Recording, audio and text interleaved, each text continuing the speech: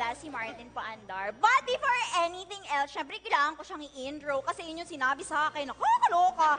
But, syempre, una ako sa billing. I am your host, Kissy Anino! Yay!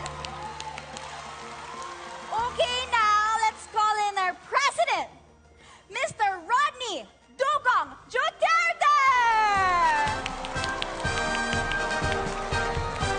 Yay!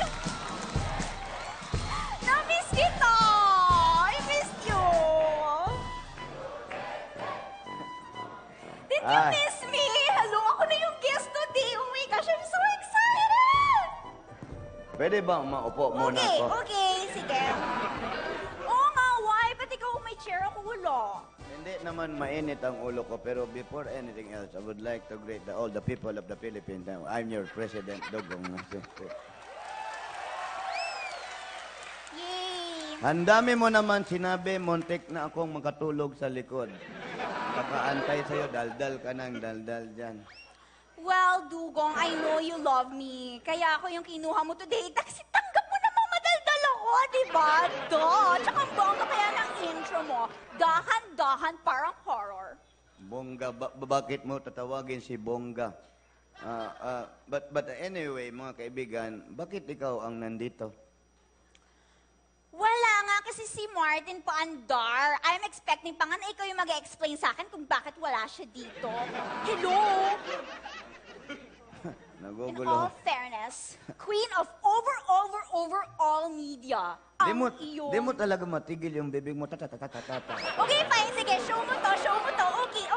I have to remind Kuda myself. ka ng kuda. Wala namang maintindihan sa mga sinabi mo. Okay na, let's go It's na. not sentimental that you say in the Philippines. May importante lang kausapin si Martin, kaya hindi siya makarating dito. Nagtaka lang ako, bakit ikaw pa? Pwede naman si Boy, pwede naman si Ay.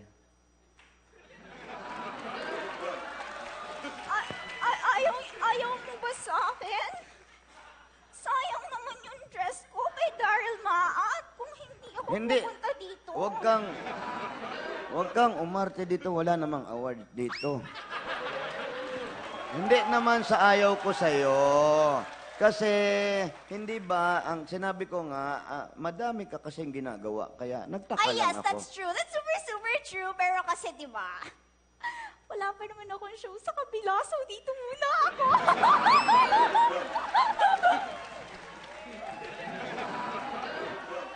Ganon talaga, panahon lang yan. Ganon ba yon? Yes, and of course, I'm here to represent my Kuya Nyoy. I'm enjoy watching, kaya, hi, Kuya Nyoy. Dugong, alam nyo, kailangan natin ng reconciliation para sa national unity. Unity? Akala ko utility yun. I'm so sorry. Okay, anyway, para magkaisa tayong lahat. Sigurado ka ba sa sinasabi mo, reconciliation, the United Nations unity? Sige, sabihin mo yan. Okay yan, okay. Sige. Ha? Of course! Sure na! Anyway, can we go on na? Kasi ang daming questions. Baka mag-overtime tayo. Let's go. Marami palang question. Ang dami mong dinadaldal dyan. Sabihin mo na mag-start na tayo. Hinihintay ko na yun. Pambihira. Wala ba tayong ibang makuha dito? Let's not fight here Kung now. gusto mo, okay? magpalit na tayo. Ikaw na dito. Ako na lang dyan. Mas marami kang Hindi daldal. pwede yun, magagalit yung people. Anyway, operators, ready na ba kayo? Ready! Parang game mo yan. Game na! Yes! Okay, let's start na, Mr. President. Ito po ang ating first question. Ang tanong ay natanggap ni Mr. John Arcilia! Magandang hapon po, Mr. President Kissy. John. Lahat, gusto ko sana munang tanungin at anyayahan ng lahat ng mga kapuso natin na manood ng Encantadia mula Lunes hanggang Biyernes Oh, sa ating yes. GMA Telebabad. Nanonood ba kayo? Yes! Ayan. Kasi pag di raw ho sila nanood, baka mapasneya sila ni ni Hagor. Ayun. Bakit walang yellow na brilliant? Pero bago tayo magtuloy, congratulations ko lang ta si Jan. Napakagaling na artist. Palakpakan po Maraming natin. salamat Oo po. nga!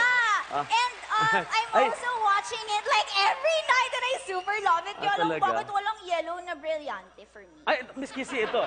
Nakapag-download ka na ba nung bagong app ngayon sa sa mga Encantadia cellphone, yung Encantadia Blast? Oh May my game gosh, na may ngayon app ng kayo. Encantadia. Oo, lahat ng gusto mong brilyante, makukuha mo dyan.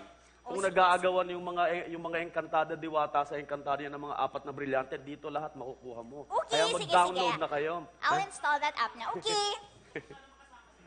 Gusto ko sana kasing makasama sa Encantadia if that's okay. Tama yan. Pwede ka naman sumali sa Encantadia. Ang role mo, jeep. Nakakaloka ka, Dugong. Bakit jeep? Ang ganda ko naman. Grabe. Maganda ka nga, pero bagay talaga sa'yo yung jeep. Sige, tumawa ka. Oh, nakita nyo? Para yung sa jeep na dumarating, yung mga hataw na jeep, yung ay! Ay! Ah! Ha! Ha! Ha! Pwede ka doon. Maganda. Okay, fine. It's a good joke. Natatawa ako. Okay, anyway, Mr. John, what's your question again? Tanong mo na! May nagpapatanong ho dito, si Mr. Bogs Aguilar, President Dugong. Pinapatanong po niya kung halimbawa raw po ay anong maipayo nyo kaya Pinoy kasi po isang ordinaryong mamamayan na lamang siya ngayon. Maganda yan. Oh my gosh, that's for me. Maganda yan tanong. Nasakto pa, nandito pa yung kanyang, Sister. yung madaldal ng kapatid. Maganda yan. Ang, ano bang maitawag sa kanya? Citizen Noy. Di ba? Ang masasabi ko lang kay Noy, kung nanonood ka ngayon, alam ko naman na mahilig ka talagang kumanta. Mahilig ka mag-video okay. Pero paalala ko lang sa'yo, Noy, na hanggang alas 10 lang ang pag-video okay. Hindi ka na pwedeng lumagpas ng alas 10 kasi may curfew na rin. Pero may edad ka na, okay lang yun. Dahil pag lumagpas ka doon at hindi ka naman mukhang 17 years old na, yung pagkanta mo, hindi mo sinunod, ulihin kita na yun. Ulihin din kita.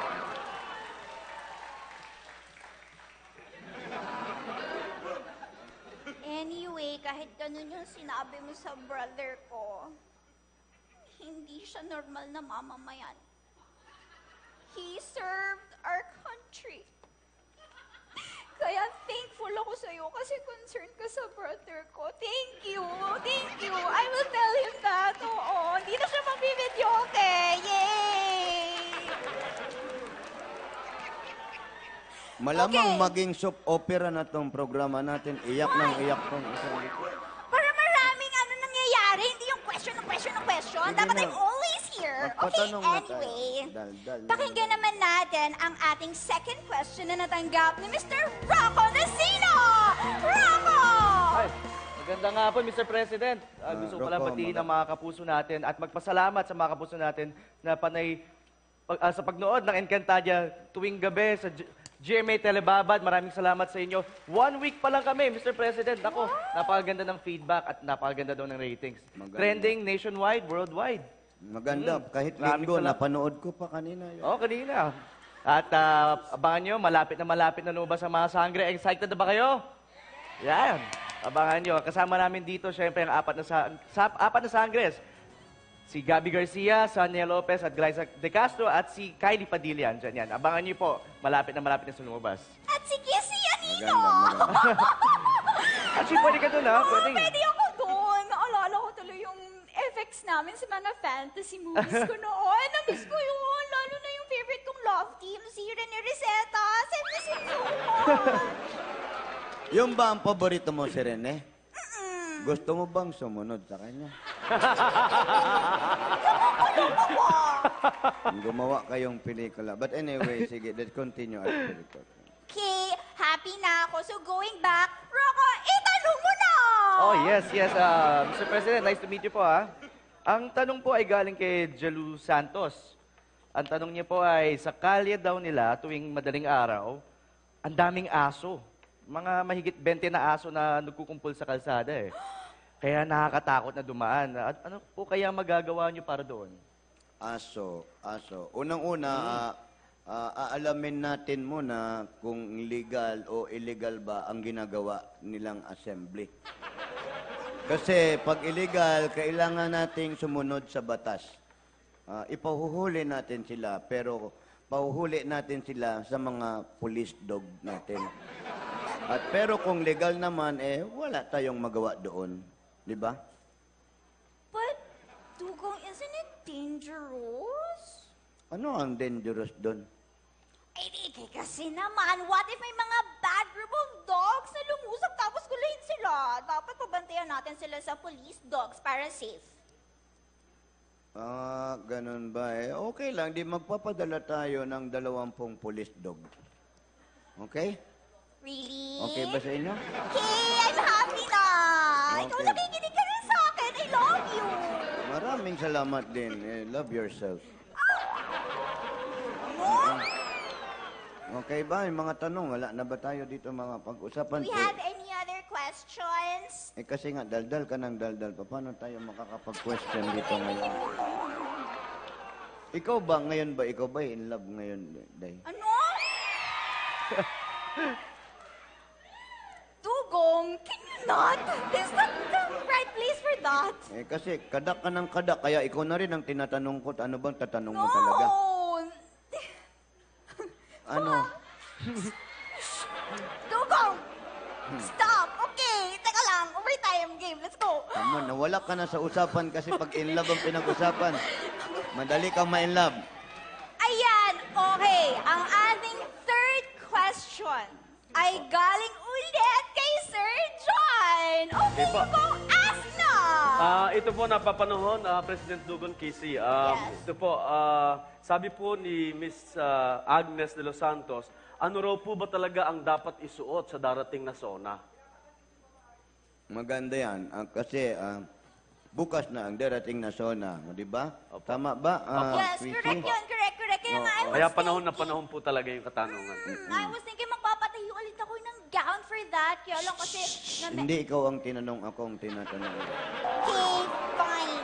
Anyway, Agnes, maganda yung katanungan mo. Ako naman ay nagmamalasakit lang ako doon sa ating mga dating umaatin ng SONA. Hindi ko na lalagyan ng magandang damit kasi hindi na naman bagay sa kanila kung magsusuot ka ng damit na pipintasan ka lang ng iba. Ayoko naman na pipintasan kayo o yung mga kasama natin ay pipintisan din. Kaya safe na ang gagawin ni Senator Nancy kasi hindi na siya mapagsabihan o mapagbintangan na siya si Princess Fiona. Marami kasing nagsasalita na gano'n sa kanya. Kaya wala nang Agree si gano'n. Nancy dyan. Okay, well, sorry. Wala na tayong time. Talagang wala nang time. Inubot ng daldal mo eh. Kaya, wait lang. Dito na po nagtatapos